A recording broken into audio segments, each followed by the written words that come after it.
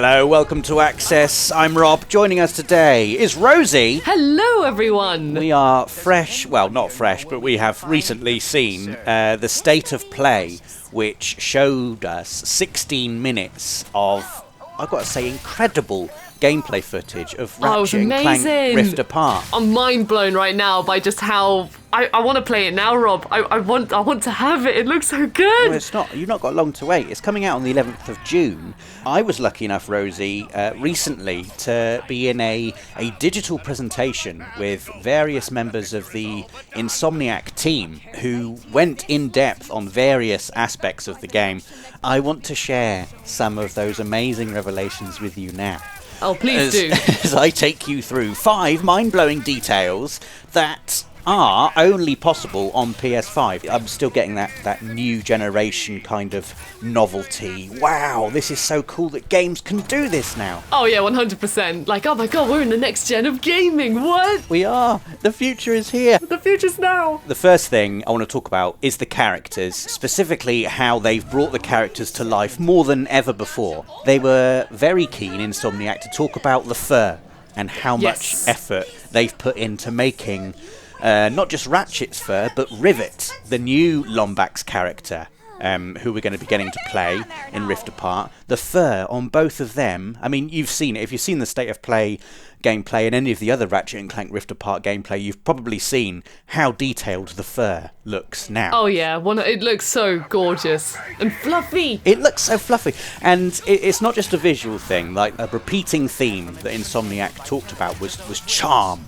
and how whenever they're making a new Ratchet and Clank game, one of the things they always think about is how is this charming? How are we continuing to infuse that iconic Ratchet and Clank charm into this game? I was going to say, charm's a really good word. Like, as soon as you said charm, I was, oh my god, Ratchet and Clank games are just filled with charm. It's just joyful, charming, wholesome brilliance, isn't it? And obviously one of the ways they do that is by making Ratchet seem even more lovable and strokeable. I mean, you can't look at him in Rift Apart and not want to just stroke his ears. In the State of Play, I looked more closely at the fur on his cheeks, and I just wanted to, like, rub his cheeks. Like, I think this was at a point where he just landed in a puddle or something, and the fur looked, it genuinely looked like, you know, kind of wet, and I wanted to get a hairdryer and just, like, make it all fluffy again. What is this place? I'm glad you brought that up, Rosie, because Mike Fitzgerald, who's the core tech director at Insomniac Games, he was very excited when he was talking about this. He mentioned specifically creating like a detailed depth and coarseness to the fur. He wanted you to be able to see the grooming directions on the fur, like which way is it growing. And then he specifically mentioned that when the fur gets wet, it sort of clumps up. Yeah, that's exactly what happened. Wind affects the fur as well. So if you got your hairdryer out, you'd be able to see like little ripples of wind going across Ratchet's fur, and I just think it's amazing. It's one of those details that you're probably not going to see all the time, but like in the cutscenes, and photo mode is a thing with Rift Apart, by the way. I don't know if you knew that, Rosie, but I did. I was going to say, like, I want to go into photo mode and just look at the fur. We should also mention Clank as well. They were talking very excitedly about how they'd nailed the material that Clank is made of and how it very uniquely reflects the light of the world. It is a visual upgrade, but also it does sort of bring those characters to life more than we have ever seen before. And it's not just about the reflections on Clank or the fur on Rivet and Ratchet. It also gives Insomniac the opportunity to give more nuanced facial animation as well, so you can see every bit of joy and anguish on his face at all times. I saw that with Rivet, especially in the State of Play. There were loads of moments where you could see on her face on how much in awe she looked, like the way her eyes just sort of massively widened. And then Ratchet, like when he goes into the city, it's more kind of like you can see the confusion on his face as well.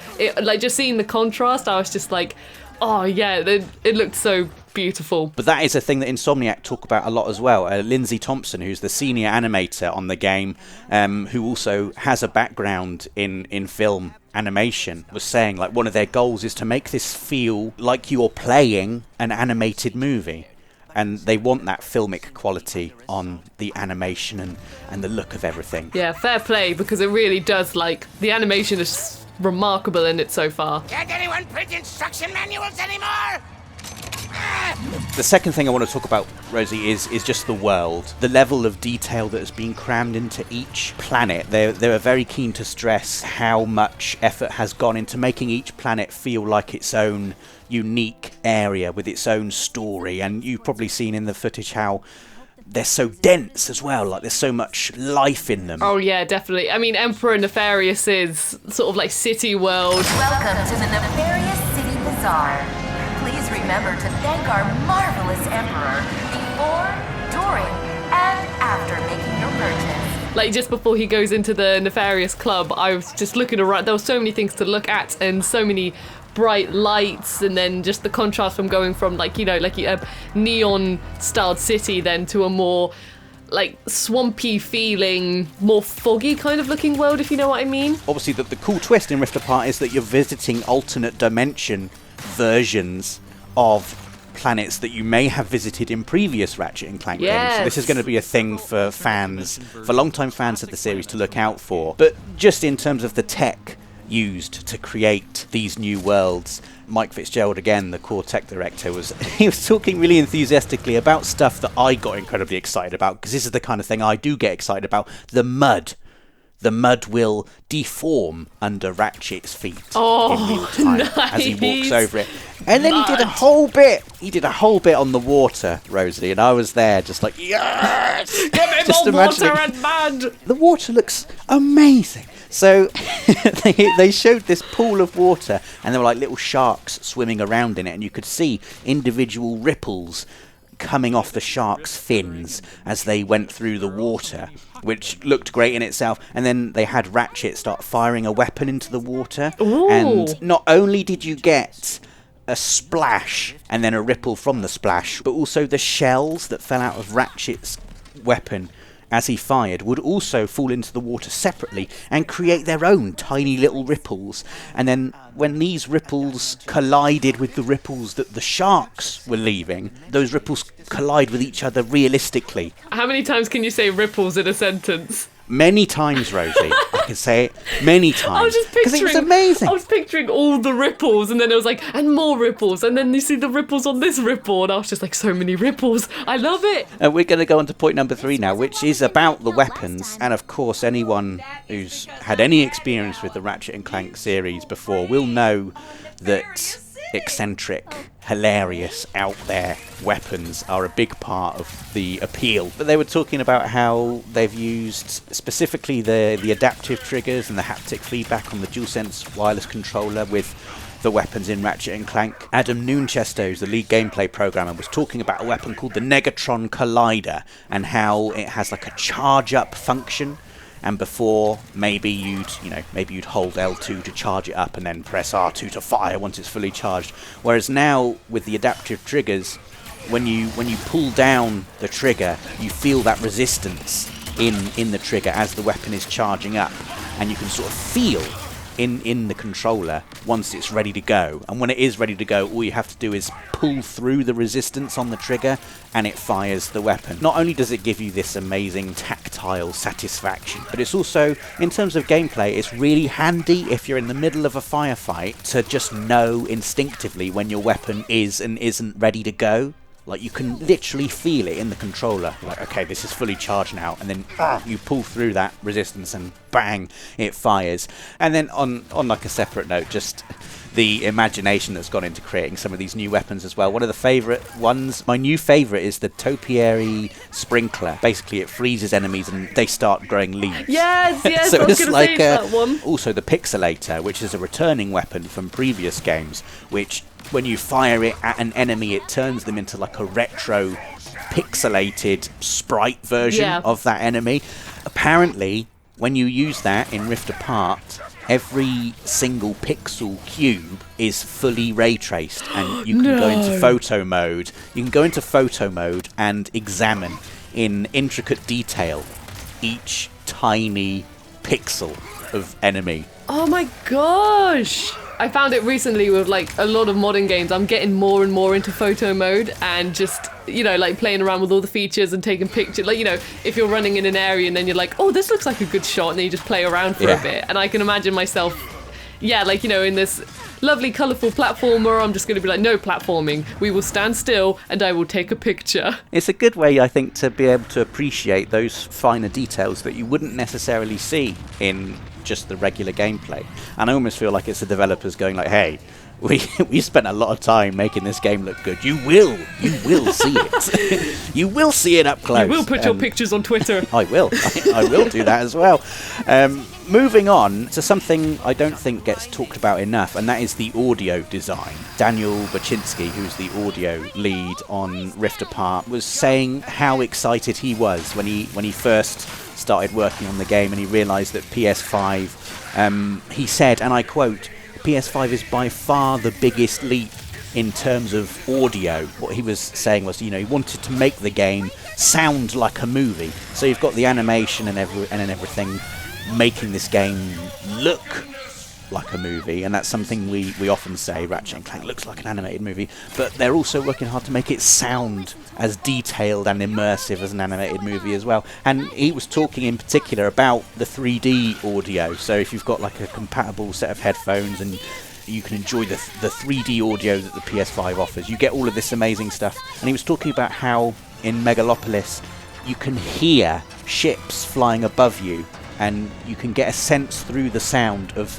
how far above you they are. And of course, in these big futuristic cities, there's multiple layers of traffic flying at different heights above you, and you can hear like all the different lanes. So you can hear like if a hover car is whooshing right above your head, or you'll be able to sense and hear if it's like further up above you. Amazing. So it gives you that sense of depth and height, and I guess in that way immerses you into these worlds way more than just being able to look at them does. So they look incredibly detailed, but the sound design also makes you feel like you're in this space. I love it as well with the like one bit of sound that I listened to quite a bit, not only because it was like really bassy, but when in the state of play Ratchet was walking towards the club, and then you just slowly heard the bass and the beats just getting louder, and I was like, I want more of this. Like, I was like, yeah, I'm going into an actual club. Like, it felt as if you were really in that area, you know, going to a club where, you know, the music does I know, like, saying music gets louder when you get close to it is a pretty standard thing, but I was like, it got me excited, you know, and just to listen to everything. And I'm really glad you said that, Rosie, because that is something they talked specifically about, the bit in Nefarious City where your objective is, you know, go to the club, and the way in which you find the club is by listening to where it is, or at least that helps you pinpoint the location of it. And also, in terms of what, we should not skip over the fact that the soundtrack is being composed by Mark Mothersbaugh, who you may know as the composer from Thor Ragnarok, the Lego Movie 2, and quite recently the Mitchells vs. the Machines. You know, they wanted the game to not just look like a movie, but also sound like a movie. So we've got not just the quality of the animation, the quality of the audio design, but the soundtrack is being composed by an incredibly experienced composer who has done animated movies, and not just animated movies, but incredibly epic, exciting movies for a long time. And it's just, all of it together creates this package that is, I think, insanely exciting. I didn't even think of the music, because we were talking about the sound earlier. I was focusing so much on the sound effects, music, but also music is quite a memorable thing with Ratchet and Clank. I mean, I remember a lot of the music tracks from the original PlayStation 2 game, and now you've said that, I'm just even more hyped for it, Rob. What have you done to me? I'm not going to play this game through my television. I'm going to put on some headphones and full on just sit there, not talk to anyone, and just be like listening. They did say they wanted a theme that would be, you know, catchy enough that you would be humming it outside of playing the game. Fantastic. The fifth and final thing I wanted to talk about, Rosie, is the big thing in Rift Apart is the interdimensional stuff. Yes. And just technically how impressive that is and how amazing it looks. And we've seen it in all of the trailers so far. Obviously it plays a big part in the story. The thing that impressed me most wasn't actually properly interdimensional. It was, I don't know if you saw it in the state of play, the Rift Tether. Yes. Which basically lets you hop onto different platforms within the world that you're in. But it's not like you grabbing it and you flying over there. I can't even describe what happens. It's like you grab it and you pull the world towards you. And it looks amazing. It it was like my mind couldn't quite grasp the physics of what it was seeing. But the way they've done it, it's so instantaneous and so smooth. All of a sudden, you're in a completely different part of the world, and it's not you that's flown to it. The world has sort of been pulled towards you. You've got to see it. Hopefully you're seeing it on the screen now, but it looks incredible. I was going to say, it kind of like, it took me a while to process at first, because obviously with platformers, if you know there's a goal you've got to get to, you like, you know, look at where you can go. Can you climb a wall? Do you have to jump on some like boxes, for example? But literally, like with these little tethers, it's not a case now of like, how do you get there? You just pull it towards you. You're just like cutting out the jumping around bit, and you're just like, come here, and then you're done. You're there. So I was just like, oh my god, like, you know, if you're trying to speedrun this game, I can imagine it's just going to be a case of yanking all of these worlds towards you. They did mention traversal as well, like how they want all of these things to not just enable you to have more options during combat, but to enable you to traverse around the world in a more satisfying way as well. And Ratchet's got like the Phantom Dash ability now, which is like a dash where he sort of ripples through the dimensions, and during that brief period he is invulnerable. Is that the one where you see, like, you know, kind of like an animation, you've got a flip book? Yes. And you have... Yeah. So I was gonna try and squeeze that into this feature as well, because I remember looking at that on the State of Play, and I was just looking at all the different Ratchets, and I was like, but they're so smooth as well, that they just naturally just blend, like, not distracting at all, they just blend into each other. It's amazing, isn't it? And so there you go. There are 5 mind-blowing details in Ratchet and Clank Rift Apart that are only possible on PS5. Let us know in the comments if you're going to be picking up the game. Give us a like if you've enjoyed this video, and don't forget to subscribe so you don't miss out on anything from the world of PlayStation. PlayStation